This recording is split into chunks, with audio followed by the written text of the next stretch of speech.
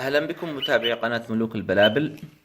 اليوم نقدم أفضل وجبة لفراخ البلابل. يعني إذا كان عندك فراخ صغيرة بعمر 10 أيام إلى 15 يوم أو أكبر، يمكن أن نقدم لهم هذه الوجبة. طبعا إذا لم يكن عندك دود القبابي فهذه الوجبة تعتبر بديل للذين يستخدمون دود القبابي. الوجبة عبارة عن الجمبري المجفف.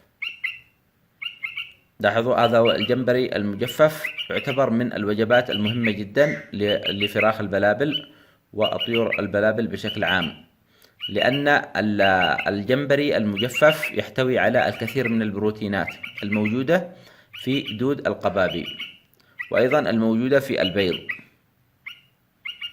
فأنصح أي شخص أن يستخدم هذه الوجبة، وأنا أستخدمها لفراخ البلابل بشكل مستمر، ولا يوجد أي مشكلة، يعني لا يوجد أي مشكلة عند الفراخ.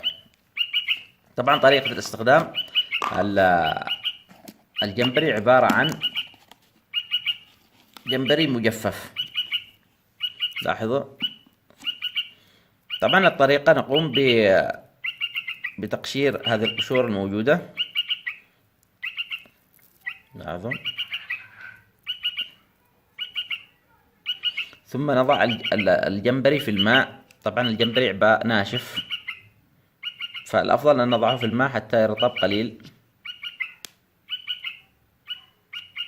فقط هذا نضعه ونخرجه، ثم نؤكل الفرخ.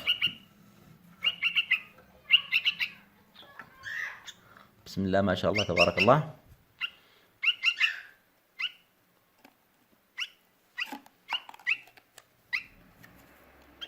هذه وجبة تعتبر وجبة مغذية لفراخ البلابل، لأنها تحتوي على البروتين. البروتين مهم جدا للفراخ بشكل عام.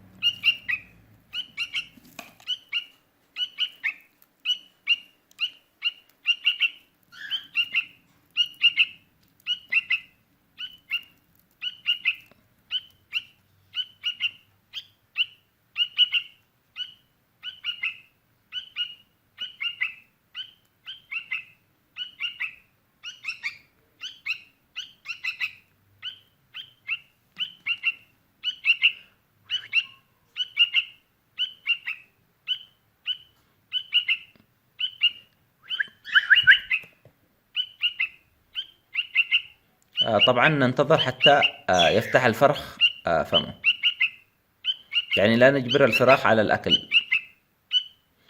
عندما يشعر الفرخ بالجوع يفتح فمه مباشرة.